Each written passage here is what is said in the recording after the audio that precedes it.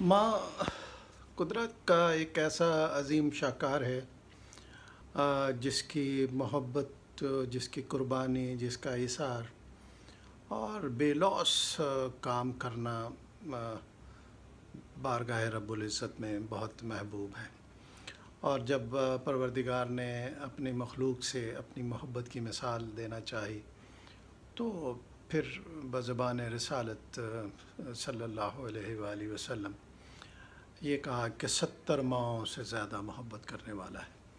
यानी अब आप अंदाज़ा लगाइए कि माँ की मोहब्बत का मेयार कितना बुलंद है, कितना ऊंचा है। बदबख्त हैं वो लोग जो अपने माँ बाप का, अपनी माँओं का ख्याल नहीं करते। सबसे ज़्यादा माँओं का ख्याल करना ज़रूरी है। यही हमें हदीस मुबारका की रोशनी से पता चलता है कि माँ बाप में माँ की खिदमत का ज़्यादा हुक्म दिया गया है। अब ये भी फरमाया गया कि जो जन्नत है वो माँओं के कदमों के नीचे है। यहाँ मेरे जहन में ये आ रहा था कि जब हजूर अलैहिस्सलातु वस्सलाम ने ये फरमाया कि जन्नत माँओं के कदमों तले है, तो फिर इसमें तखसीस तो नहीं की गई कि ये मुसलमान माँओं के नीचे है या जो गैर मुस्लिम माएँ हैं उनके नीचे हैं। जन्नत माँओं के कदमों तले हैं। अब इसमें हम ये देखें कि जो अब जन्नत का एक कॉन्सेप्ट हमारे पास ये है कि बाद अज़ मौत जो पुरतकल्लुफ़ ज़िंदगी परवरदिगार की तरफ से हमें मिलेगी इनाम के तौर पर, तो वो एक जन्नत होगी जहाँ हम ये सारी चीज़ें एंजॉय करेंगे। तो फिर जो उसको ना मानने वाले हैं वो जन्नत में कैसे जा सकते हैं। तो देखिए, ये कहा जाता है, हमें बुज़ुर्गों के फरमोदात में ये पता चलता है, और हमें हज़ूर पाक की तालीमात से भी ये पता चलता है, आइम्मा मासूमीन की और दिगर अकाबर सहाबा की बातों से भी ये पता चलता है कि जो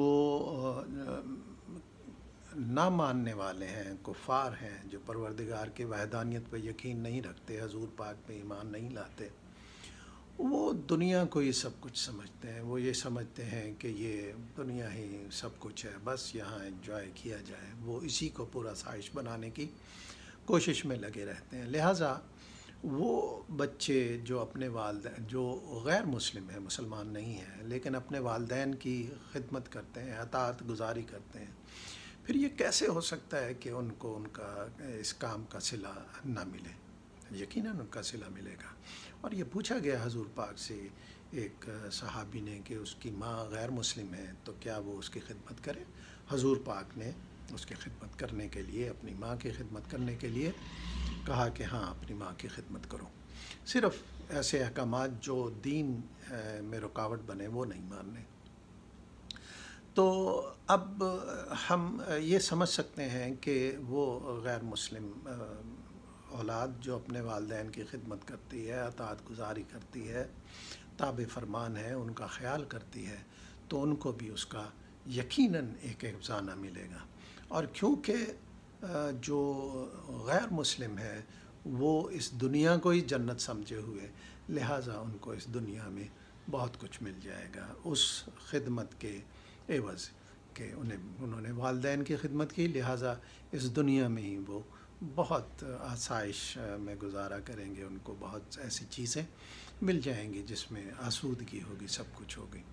लेकिन वो बच्चे जो मुसलमान हैं, अल्लाह पे, अल्लाह के रसूल पे ईमान लाते हैं, तो उनको दोहरा इस लिहाज से अजर है कि वो इस दुनिया में भी वालदैन की खिदमत का सिला पालेंगे, उनको बेहतर मिलेगी, उन पर नेमतें मज़ीद होंगी, क्योंकि अपने वालदैन के लिए वो जो ख़र्च करेंगे वो यकीनन उसका एक रिटर्न इस दुनिया में भी पाक परवरदिगार ऐसी औलाद को देगा, और मरने के बाद तो फिर यकीनन उसका मज़ीद एक हिस्सा मौजूद है। तो लिहाजा जो मुसलमान बच्चे औलाद अपने वालदैन की खिदमत करते हैं, उनको इस दुनिया में भी आसूदगी मिलती है, सुकून मिलता है, चैन मिलता है, और मादी दौलत भी मिलती है, और बाद अज़ मौत और उस जहान में उसका एक अलहदा सा सिला है, और जन्नत भी वहाँ मिलेगी। लेकिन वो जो मुस्लिम नहीं हैं ان کو اس دنیا میں ہی اس کا صلہ مل جائے گا اور وہاں آخرت میں ان کا کوئی صلہ نہیں ہوگا۔ تو میں یہ کہوں گا کہ آپ جو بھی ہیں، مسلم ہیں غیر مسلم ہیں، اپنے والدین کی خدمت کریں، ان کا دل مت دکھائیں، ان کا دل مت توڑیں، ان پر خرچ کرتے ہوئے پریشان نہ ہوں، پروردگار آپ کو اس کی ریٹرن ضرور دے گا۔ اگر آپ غیر مسلم ہیں تو اس دنیا میں مل جائے گا آپ کو، آخرت میں حصہ نہیں ہوگا، اور اگر خوش قسمتی سے آپ مسلمان ہیں تو اس دنیا میں بھی ملے گا، اور اس دنیا میں بھی انشاءاللہ بہترین اس کا ریٹرن ہمیں ملے گا۔